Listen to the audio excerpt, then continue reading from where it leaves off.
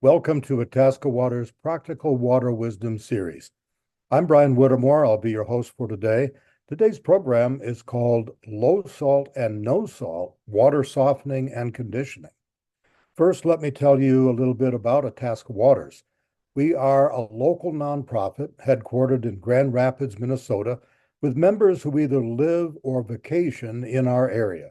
Our goal is to continue to find interesting ways to educate residents in Itasca County about how to keep our water clean for both the environment and the economy. We've been teaming up with like-minded people and organizations for 16 years, and you can read about those projects on our website at itascawaters.org. If you have an interest, please consider joining us and becoming a member or a volunteer to help support programs like this. We thank our partners shown on your screen for their support in producing this program. And today's program will work as usual. Our guests will speak for about 30 minutes, and then we'll answer questions from you. To submit a question, you only need to click on the Q&A portion, Q&A button at the bottom of the screen and type in a brief question. You can do this at any time, and we will read the questions on your behalf. We'll not be using the chat function today. This program is being recorded and will be available for viewing online through our website, itascawaters.org. Also, we value your opinion, so please click on the survey link, which will be on screen at the end of today's program, or complete the survey that will be sent to you by email. Thanks for doing that. And one more thing, this is our last in the series for this year. This has been our third year. We're still contemplating plans for next year. So if you have suggestions for programs or things you'd like to know more about that we could help with, please let us know in that email or the survey we send you. Thank you very much for that. Now, today's program, Dr. Alycia Overboe received her PhD in Water Resources Science from the University of Minnesota, where she researched sources of chloride pollution in Minnesota waters and environmental impacts of water softening. She holds an MS in Public Health from the University of North Carolina at Chapel Hill and a BA in Biology from St. Olaf College. Alycia currently supervises the Communications and Strategic Initiatives Unit within the Drinking Water Protection Program at Minnesota Department of Health. Alycia, the floor is all yours. Well, thank you for having me. My name is Alycia Overboe, and today I'll be talking about low and no salt water softening and conditioning. This is work that was completed with the University of Minnesota, where I researched sources of chloride pollution to the environment. And I'm going to start off with the acknowledgement of the other people who were involved with this project, as well as the funding that facilitated this project. Dr. Sarah Hager and Dr. John Gulliver from the University of Minnesota were our principal investigators. We collaborated with Connie Fortin and Carolyn Dindorf, who did some other research that I'll be presenting today as well. And we also collaborated with Brooke Osselson and Scott Kaiser from Minnesota Pollution Control Agency. This was funded by the Environment and Natural Resources Trust Fund, as recommended by the LCCMR, something we're very glad to have renewed. And we also collaborated with the Minnesota Water Quality Association, and they provided some of the information and guidance and support throughout this project. And on some of the information I'll be presenting today. So I'll start with a little bit of background about chloride. This might be review for many people, but it's always a nice grounding area. So we do know, based on extensive research, that elevated levels of chloride in our surface waters, like our rivers, lakes, and streams, can be really damaging to ecosystems because of the impacts they have on vegetation and to aquatic life. And some of these are species that we have in Minnesota, like the dragonfly, freshwater mussels, mayflies, and wood frog tadpoles. So there are certain species that can be more sensitive to chloride pollution, particularly at early stages of their life cycle and development. Because of these widespread impacts of chloride on different species, we do have federal water quality standards for surface water bodies. The chronic or long-term quality standard to limit that exposure to our ecosystems is 230 milligrams per liter. The reason why I mentioned that is that's a very small amount of salt, as some of you may already know. That's equivalent to 1 teaspoon of salt in 5 gallons of water. So it really doesn't take that much salt to pollute our waterways with chloride, this chronic contaminant. We also have a water quality standard for those short-term exposures, acute water quality standard of 860 milligrams per liter. And it's also worth mentioning that this has implications for our groundwater as well. We have what's called a secondary drinking water standard that's non-enforceable, but it's a standard of 250 milligrams per liter that can be used as a guideline, because at and above this level, that chloride imparts a salty taste to people's drinking water, and that might otherwise put people off drinking what might be safe water. And so we really want to pay attention to groundwater quality as well as part of this conversation. So in Minnesota, as we've been sampling more of our surface waters for chloride, and as we've been using more salt for a number of different applications, we have been seeing an increasing trend in our chloride impairments over time. Currently, as of 2024, there are 67 surface waters that are impaired for chloride that exceed either that acute or chronic water quality standard. As you can see from this map, many of these impairments are located in the Twin Cities metropolitan area. That's where we're seeing a lot of those red dots and lines. And a big factor there is the amount of road salt and de-icing salt that we're using on highways and on other paved surfaces. But you can see on this map that there are impairments outside of the metro as well, including some urban areas or some motorways, but also some in greater Minnesota where we might not expect to see them. And additionally, you can see a lot of yellow lines where we have high-risk waters that have been identified as well that don't yet exceed the standard, but are being monitored to assess their chloride levels over time. So as I mentioned, chloride isn't just a surface water issue. It does impact our groundwater quality. And Minnesota Pollution Control Agency does ambient monitoring to look at chloride in their monitoring wells over time. And they are seeing increasing trends in some wells, including some deep wells even. So some of these trends are in urban areas, as well as our sand and gravel aquifers. And these red dots on the map are where we're seeing groundwater chloride levels above that secondary drinking water standard. But again, there are some yellow and orange dots where we're seeing higher levels of chloride from anthropogenic sources in greater Minnesota and places outside of just the metro where we kind of expect to see them. So one of the factors that plays into this conversation is the fact that Minnesota has very hard groundwater. And it's important because in Minnesota, about 80% of our population uses groundwater as its source of drinking water. So based on our geology, you can see this map is very red. And that means that from the scale, from the metrics we use for our water hardness, much of the state has very hard groundwater characterized by high calcium and magnesium content. And we do know that water softening is prevalent in Minnesota. So it's something that we've identified as a chloride issue and what we're talking about today. And we also know that the chloride we're using as water softening salt ends up getting discharged to our wastewater treatment plants or to septic systems. And ultimately, that ends up in the environment, either in our receiving surface waters or groundwater. This can create other issues for communities because in Minnesota, we do have about 100 communities where their wastewater treatment plants have the reasonable potential to exceed that federal water quality standard of 230 milligrams per liter. And in those areas, we're really looking at water softening as one of those sources of chloride and a way that a community can maybe reduce that environmental impact and bring those wastewater treatment plants down below that standard. So this was the focus also of that LCCMR project that I mentioned and of our previous research, which found that looking at a statewide scale, we estimate that about at least 65% of the chloride discharge to wastewater treatment plants are coming from household and commercial water softening. And we know that there's likely more chloride coming from water softening happening in industrial facilities where high volumes of water might be softened to have high quality processed water and to maintain the lifespan of their appliances. So it is a major source of chloride statewide. And if we pull that out from what we know wastewater treatment plants are estimated to discharge to the environment, water softening is estimated as the third largest source of chloride in Minnesota, behind our de-icing or road salt use and our fertilizer use.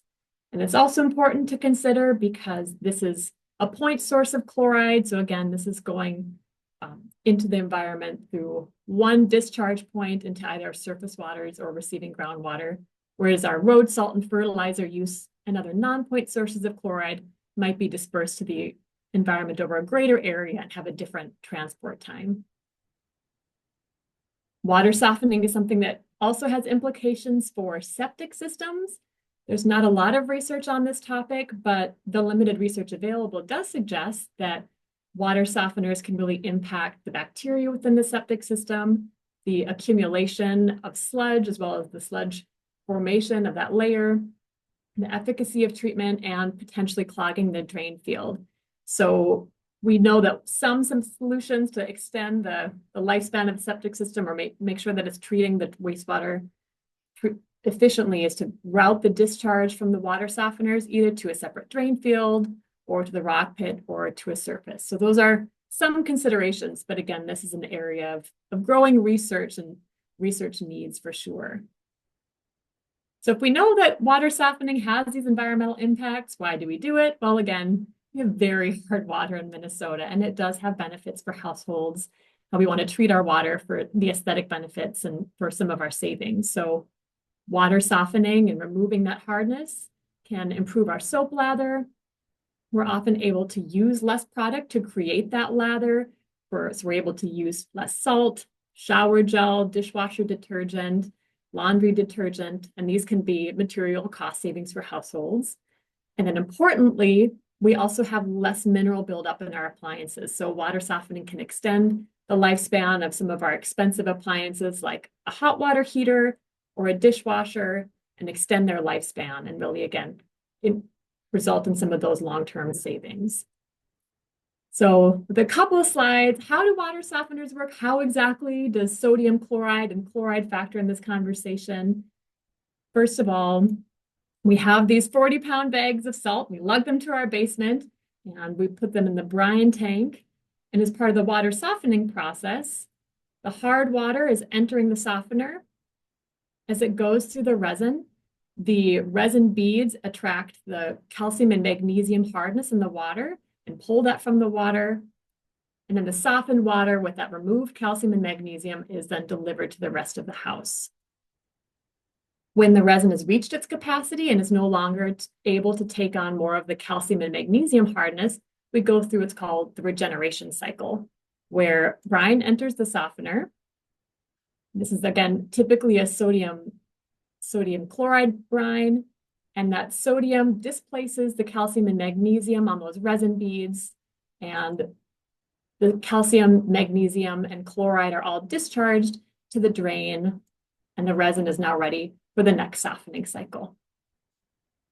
So the reason we kind of go into this background is a lot of people already have softeners and really want to know, how can we just soften our water more efficiency? If I already have this investment, are there things I can do to limit my salt use and minimize the impact of that chloride pollution? So a good starting place is, what is the water hardness? If a person is receiving their water from a community water system, they could contact their utility to find out what the water hardness is, or if a person's on a private well, you can do a hardness test, you can purchase a test kit. If a person's on city water, they can look to see if they actually receive softened water already. Some cities centrally soften the water with lime softening or other types of treatments.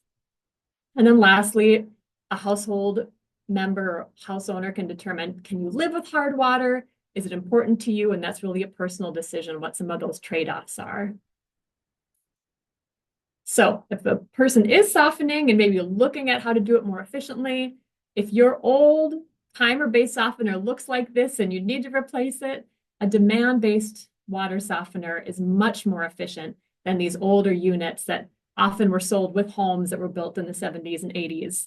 This is my mother's water softener. And these newer units use about 50 to 60% less salt, because those timer-based softeners that look like this, they have a timer that you can set.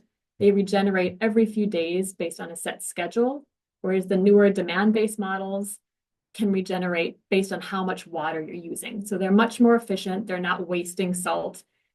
They're only regenerating when that resin capacity is full.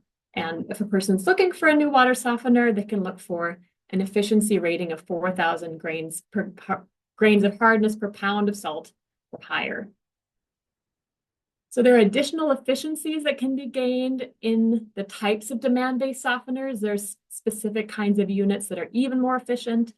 One would be the twin tank softener, where you have 2 tanks, and this eliminates the need for a reserve because you have a second tank that's ready to go online when the first tank needs to go through the regeneration cycle. So these are a little bit more efficient in terms of their salt use and their water use, but again, are still kind of based on that water use and demand. Another type for consideration is the upflow or countercurrent regeneration water softening unit, where the brine enters the treatment from the bottom and it's a reversed flow. So this is a more efficient treatment type. And again, results in some salt and water savings for water treatment. So here's a brief table summarizing some of those pieces of information for these demand-based softeners. Those twin tank softeners, you don't need that water reserve, so you're using less water, maybe about 15% less, and anywhere between 26 to 60% less salt. And then those counter-current regenerations, you're again saving even more water and reducing your salt use by, again, about 40 to 50%. And some additional considerations for how to soften efficiency is sometimes these softeners can be plumbed to just soften only cold water or the kitchen faucet. So reducing the volume of water that's softened can reduce our salt use. A big one is really making sure the water softener is set to the correct water hardness. This is something that can be more difficult than it sounds, and it might even require pulling out that instruction manual. And from the work that Pollution Control Agency and partners have done with water softening professionals, this can be really challenging. So it's something that might require working with a water quality professional to really look at the unit and make sure that it's set for the correct hardness and the other settings are optimized. It's a good idea to get the softener serviced or inspected and to check it once a year and clean the tank as needed and check the salt levels monthly. Again, if a person is looking for a new treatment type, they can consider replacing those older timer-based models like my mother's with a demand-based softener. They really cut your salt use quite extensively. And it's important to make sure that the water softener that's purchased is the right size based on the household's water use and their hardness. And we do know that these methods work. In Madison, Wisconsin, their sewer shed did a study looking at how optimizing their water softener settings and also replacing water softeners could reduce their chloride levels. And they found that by optimizing the settings, that cut the chloride discharge within that sewer shed by 27%. And replacing older units that were at the end of their lifespan cut the chloride by 48%. So we can really get substantial chloride reductions from these measures when they're done effectively.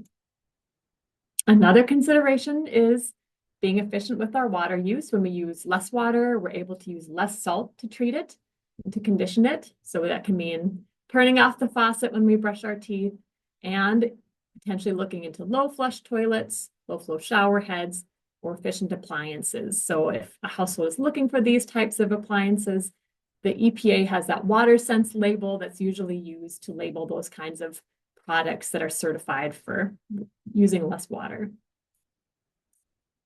I'll share a few other types of considerations and treatment technologies that can be used to soften more efficiently. One are hardness sensors, and I think these are often maybe used more in the commercial and industrial settings where there's larger volumes of water that are being treated.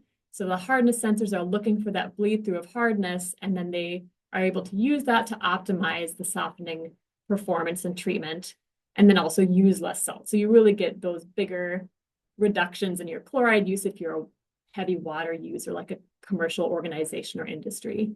But these can also be beneficial in areas with fluctuating hardness, like if the city switches from one well to another that has different hardness. And it's something that can be looked into with a water quality professional. Another consideration could be a water filter. So if you have a water softener, but you know you have high iron or chlorine, you can extend the lifespan of your resin and increase the efficiency by removing and pre-treating for that iron or chlorine. So we know that if iron levels are over about 3 parts per million, they might risk fouling the resin a bit.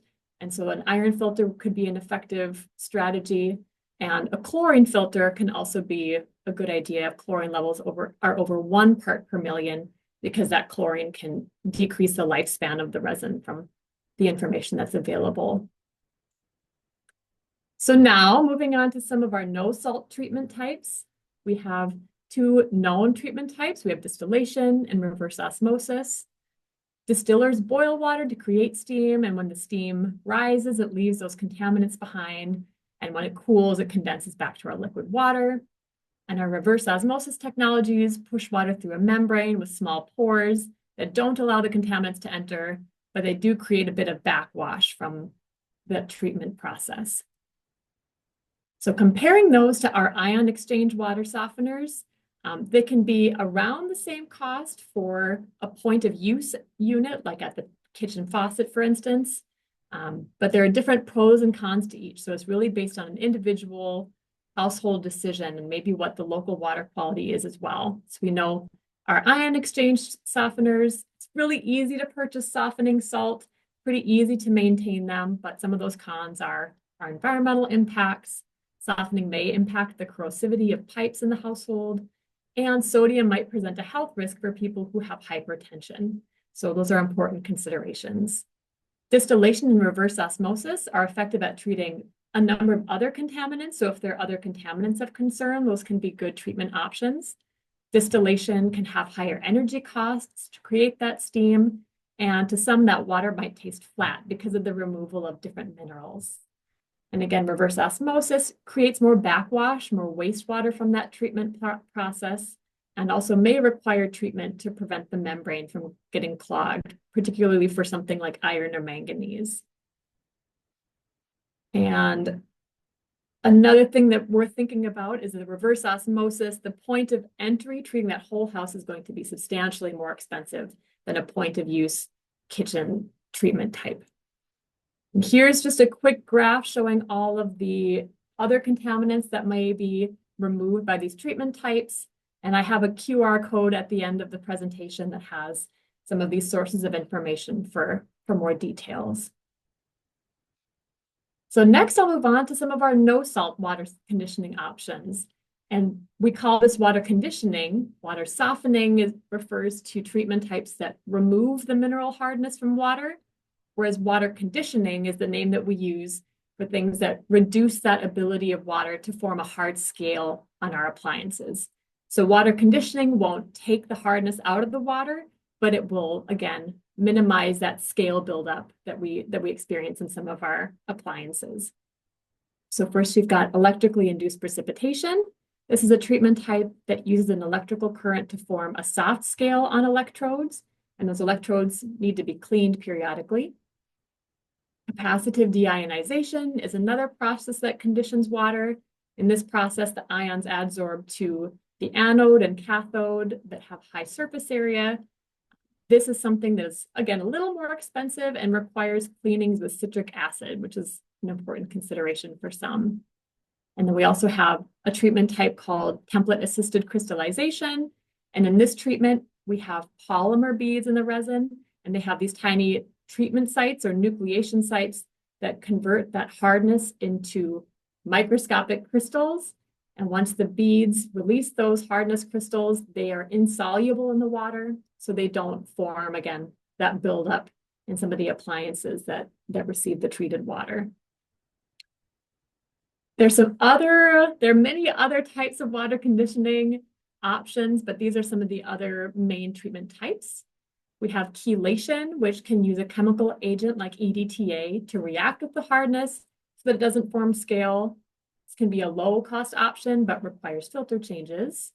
And then we have electromagnetic descalers, which use magnetic waves to prevent scale buildup or remove scale. Most of these treatment types use a wire wrapped around a pipe to create a magnetic field. And this is supposed to create a soluble scale that doesn't build up on appliances, but this is less proven. And I'll talk a little bit more about the research in this area in another few slides. And then lastly, we also have radio wave descaling, which uses radio waves to prevent scale formation and remove existing scale. So there's been some research on this, and this was compiled as part of that LCCMR project, and again, available at the University of Minnesota website. And I'll share that QR code later. But electrically induced precipitation and capacitive deionization are a little bit more expensive at present, or at least based on the information we currently have. And each of them requires a little bit more water to backwash. And again, that capacitive deionization requires cleaning with citric acid. Template-assisted crystallization and chelation in relation are a bit less expensive, but can require replacement of media or filters. And that template-assisted crystallization can also require pre-treatment for iron or manganese.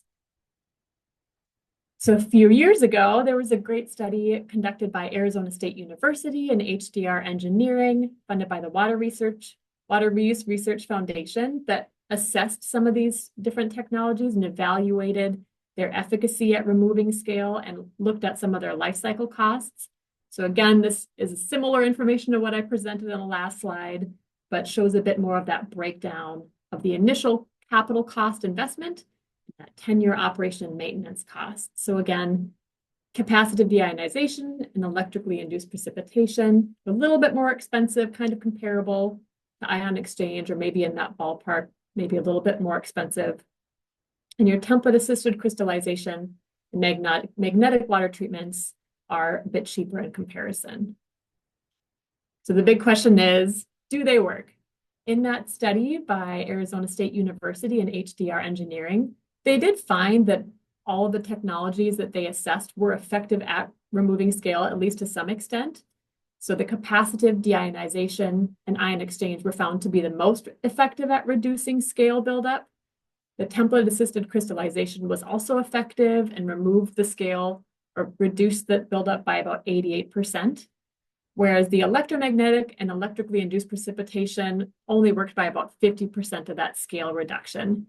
But again, what they did find was for all of those treatment types that left some kind of scale, it was easy to brush off because many of those are transforming the way that that hardness is present in the water. And when I mentioned that electromagnetic descaling, there was a few years ago, at least a literature review looking at the available evidence on this technology in published literature. And this literature review found that most studies saw that electromagnetic descaling was effective at reducing scale buildup, but it could depend in the studies based on the types of research methods they used. And some of the studies had different results or showed negative impacts based on the pipe materials or differences in water chemistry or treatment. So again, this is more of an emerging technology area and something that's less proven. So households considering treatment, whether it's a salt-based or a no salt water conditioning treatment, there are a few great starting points. One is, again, determining where a person gets their water from and identifying the source water quality. Again, if it's high in iron or manganese, if it's city water, what the hardness is, and if there's chlorine to consider, and what a household wants out of treatment. Are there other contaminants that a homeowner might want to remove or is concerned about? And what is the correct treatment type for that? Another important question is, do you want to treat the whole house or just one fixture or appliance? Again, the kitchen tap or your cold water. What is the budget, both for the initial investment and long-term operation and maintenance? And then again, it can be really beneficial to find a reputable dealer and consult with other people who use the equipment, particularly in your area, so they know what works for the source water quality that you have. When comparing some of these treatment options, a good idea is, again, to really check whether that's going to remove that contaminant of interest. And these can be certified by third-party organizations like NSF or WQA. So finding that certification can really show that it's effective at removing that contaminant. It's important to think about whether that treatment is correctly sized or going to meet the needs for the household water use based on their flow and pressure. Again, good to consider those short and long-term costs from your initial investment, as well as ongoing operation and maintenance, as well as any effort you're going to have to put in, that's sweat labor for operation and maintenance or exposure to any chemicals that might be harsh in cleaning parts of the treatment unit. And then lastly, it's important to look into the lifespan of that equipment and its components and really check the warranty. In Minnesota, we are allowed to install our own water conditioning devices in our homes, but it's important to carefully follow the Minnesota Plumbing Code and get an inspection when available or required. So in summary, some of our good starting points are determining if you need to soften, if your water is hard, or if it's hardness that you can tolerate and isn't having detrimental effects on your appliances. If a person is using an ion exchange water softener, it's really critical to maybe check the settings, make sure that it's set correctly, be more efficient in the water use or soften less water if possible, and try to use most efficient equipment, especially if you're already looking to replace an older unit. Using those demand-based models really gets a lot of efficiency right there. And then lastly, evaluating some of the other treatment options, including reverse osmosis, distillation, or other non-salt water conditioning based on contaminant removal, cost and maintenance, and efficacy and certification. So it's great to speak with you all about this topic because we all know once chloride is in solution, once salt is in water, we can't see it. So having these kind of conversations make these long-term chloride issues more visible, and we're able to really mobilize our resources to fix this problem. And as I mentioned before, here are some of the QR codes. University of Minnesota has a water softening page with solutions and resources for residences, commercial organizations, and also for communities looking to combat different chloride issues.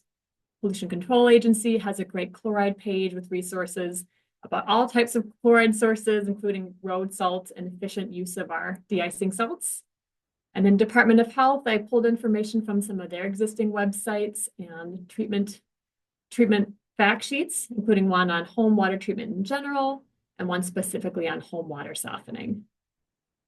And then another quick mention is that if you want sort of a snapshot, just like a quick cheat code and a guide for some of these salt-based and non-salt-based water treatment types, we have this available on the University of Minnesota website as well.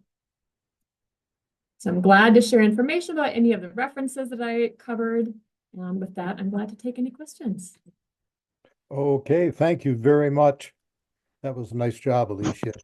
Now it's time for the Q&A portion of today's program, and it'll be hosted as usual by Bill Granges, the director of the Itasca County AIS program and a longtime member of the Itasca Waters Board of Directors. Bill? Thank you, Brian, and thank you, Alycia. Now, as a reminder, everyone, we are not using the chat function, so please submit your questions using the question and answer feature. We're going to try and combine similar questions together. So if we don't have time for your question and we don't get to it, send us an email and we'll try and get an answer to you back as soon as we can. And the email is info@itascawaters.org. All right, Alycia, let's see. You see questions are coming in here. All right. There we go. They moved the questions on me. Brian asks, Brian H., how long do resin tanks last?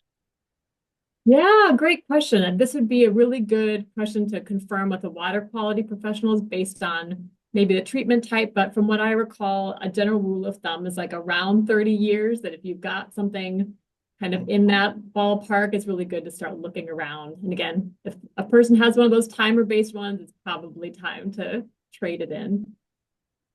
30 years, that's a long time. Yeah. Okay, next question comes from Carrie. Will unplugging my water softener while I'm away from my cabin help reduce salt usage?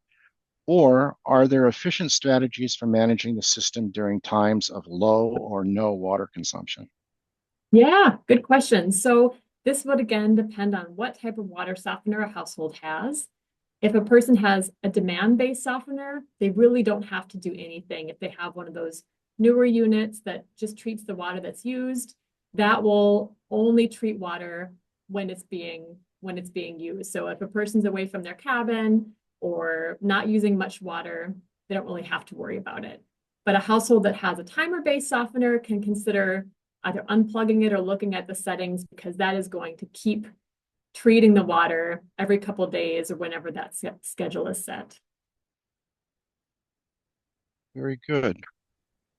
All right, Pete F. asks, What is the optimum inline filter rating? 5 microns versus 20 microns. That's a great question. I can't answer that question. I'm not a water quality engineer or a water quality professional. My research is more of the background I have. So great question. I would maybe consult with one of those professionals for more information. Well, if you're filtering zebra mussels, you want to have 20 microns, but we filter the water down for recycling to 5 microns for our watercraft decontamination, which has nothing to do with what we're talking about. It just popped into my mind. Okay, onward. Robert C. asks, is there any progress on developing a system or method to eliminate chloride in our groundwater and bodies of water? Yeah, good question. So this is something that is discussed, and I think the challenges are doing it at scale. You know, when we have our lakes that are particularly sensitive to chloride and receiving that chloride from runoff within the watershed, there really isn't a way to reduce just the chloride by treatment. You'd really be removing a lot of other naturally occurring compounds that might really affect the water chemistry. And so it can be both expensive and really not feasible to do at scale, but could have also other water quality impacts that could affect ecosystems. That being said, I know end of pipe treatment is something that can be considered for wastewater treatment plants, but again, is more costly. Pollution Control Agency has looked at that and said, oof, that's pretty expensive for communities. There are other ways to address chloride. And I know recently I heard at the University of Minnesota's Water Resources Conference that there was talk about maybe pumping some of the high chloride water that settles, so it's denser, so it tends to settle at the bottom of a lake, and wondering if they could pump that and discharge it elsewhere. But I think the big issue there is permitting. Permitting that would be a big hurdle and big barrier. Very good. Thank you for that. Next question. Do most modern water softeners use demand-initiated regeneration? What percentage of softeners in use still rely on timer-based regeneration? Yeah, very good. From what I've heard through word of mouth, many of the units that are available at your Home Depot are really demand-based softeners. So any of those big box stores like Menards and Home Depot typically carry those more efficient ones. I have heard that you really can still spot those timer-based ones, that they are still available and might even be marketed by a local water professional dealer. So it's still good to check and make sure.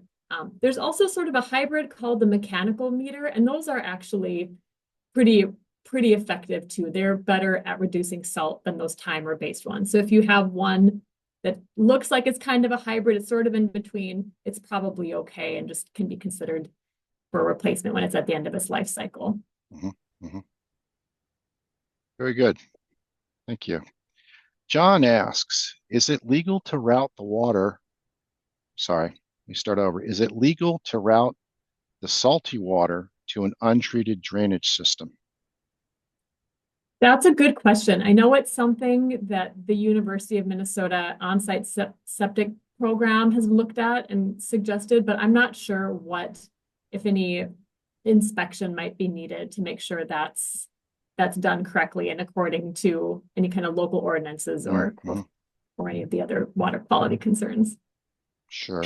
You know, we have a related question here. Wouldn't that water percolate down in to pollute the groundwater anyway? Yes. So it's really a trade-off that, like, it's kind of essentially thinking, well, is it going to go into my tank and settle in my tank, and the chloride will probably be retained there, but could affect the treatment and the septic system's efficacy and potentially lifespan. Again, we don't know a whole lot about that from research, but then you're still trading it for absolutely those groundwater implications. Got it. All right. Tom asks, what considerations are necessary for use of potassium chloride? Yeah, good question. I know potassium chloride, from what I understand, is really just more expensive than sodium chloride, so it's not as readily available. And I'm not sure, I know they're the same ions, but still, or the same charged ions, but I'm not sure if they're really interchangeable in all water softeners. That'd be something a person could check or consult their water quality professional. Okay. Next question. For recreational property primarily used on weekends, is demand-initiated regeneration the key feature for maximizing efficiency in a high-efficiency water softener? Or are there other important features I should consider? Yeah, very good.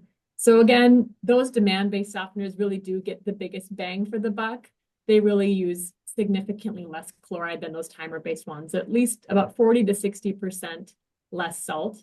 And again, there are those more efficient models like the twin tanks or the upflow. But again, for something that's used on the weekends, that's probably an additional investment that really might not be that necessary. Right. Very good. Um, does water from salt-free TAC water conditioners have the same effect on laundry as water from traditional salt-based softeners in terms of reducing detergent usage, preventing fabric stiffness, and avoiding mineral buildup? Are there notable differences?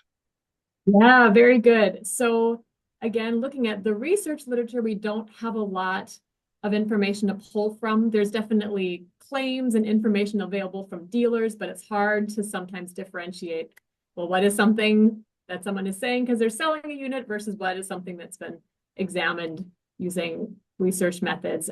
But again, what we do know is those conditioning treatment types like the TAC, template-assisted crystallization, aren't really removing hardness. They're just changing what kind of hardness it is. So based on that, I think we can expect that you'd still have some of those same hardness effects in terms of your detergent use and your laundry. And that's also what I've been given to understand by some of the water quality professionals we've talked to. Got it. All right. Carrie asks, does water from these no salt alternatives taste noticeably better than water from traditional salt-based softener? Yeah, that's another interesting question. So I think it really depends on the source water quality and what some of those naturally occurring minerals are in a person's, especially if it's well water or city water. But removing any of these minerals will change the taste somewhat. Especially again, distillation really removes a lot of those minerals to make that taste more flat. From what I've read in capacitive deionization, you can change the treatment and the level of removal to have it taste the way you wanted.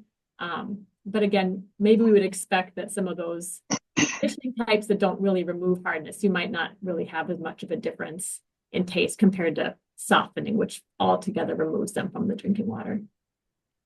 Reminds me of when I'm cooking and people say, don't you add salt to your water when you're boiling pasta? I'm like, no, there's already, because we have water softener, there's already salt in it. So yeah, I certainly taste the salt. Okay, I digress. Next question. I see lots of those no salt treatment like magnetism and radio waves on Amazon. They're pretty cheap. What do they really do to the water?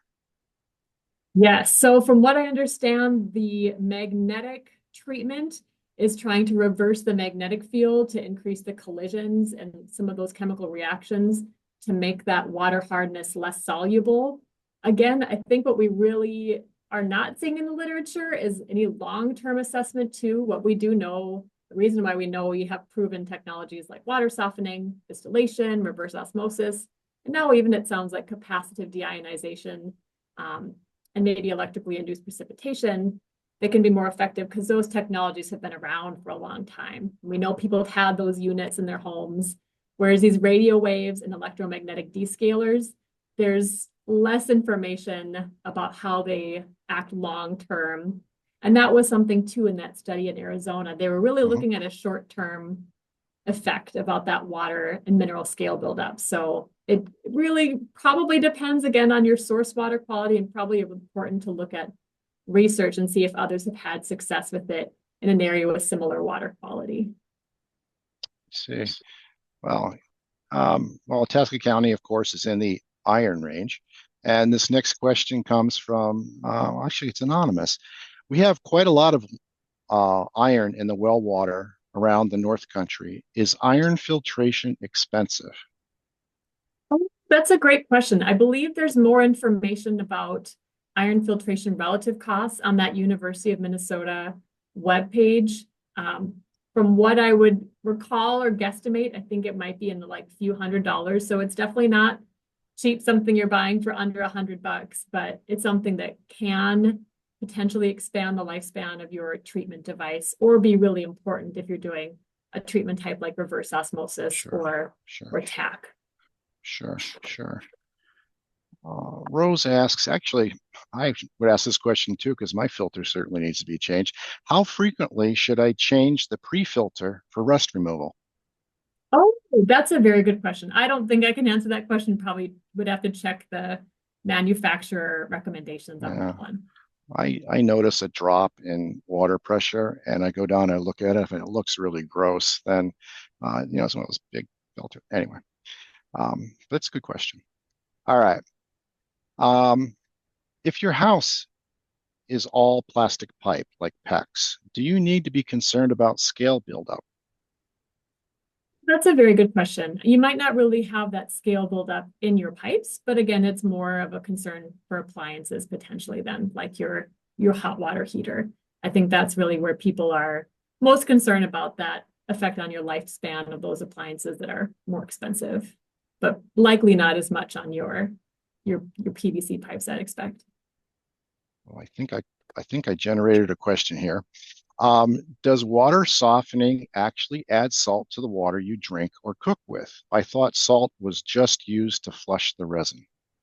Yes. The salt should be going to the drain. And so that in that regeneration cycle, the calcium and the magnesium and the chloride are going to be discharged either to your septic system or wastewater. But from what I understand, the sodium, because that stays on the resin, that does enter the drinking water. So that's, again, where someone who has hypertension might, if they're needing to be really careful about their sodium intake, might need to watch out for that. Very good. All right. I think we have time for one more question here. Carrie asks, are there any emerging innovative water softening technologies that could significantly minimize salt usage in the softening process? Great question. Not that I'm aware of. I think I covered pretty much all the main strategies and technology types that we know, but there are so many companies out there. And like people have noted, there's a lot of things on Amazon. So there are a lot of emerging companies trying to work in this area. We just don't know how proven they are and how effective they are over time and based on different water quality. But there's certainly potential out there for some of these alternative treatment types. Very good. Well, thank you for all those great answers, Alycia. Brian, I'm turning it back over to you. Okay, thank you very much. Can't find my script, so I'll have to read it off the paper. But thank you, Dr. Overboe, both for your time and your expertise today. It was a really good program. And thanks, as always, to Bill Granches, who has been doing a great job of passing your questions to our expert presenters for 3 years now. If you would like to watch this program again or recommend it to your family, friends, or neighbors, a recording of today's talk will soon be on our website at tascawaters.org, along with all of our previous programs over the last 3 years. And to give us your feedback, please click on the survey link, which is on the screen at the end of today's program. You will also be getting an email evaluation form so you can choose how you'd like to respond.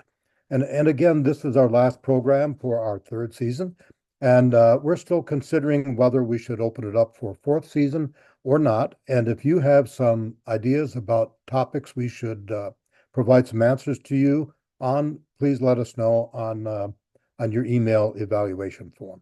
I'm Brian Whittemore for Atasca Waters. Thank you for being with us today.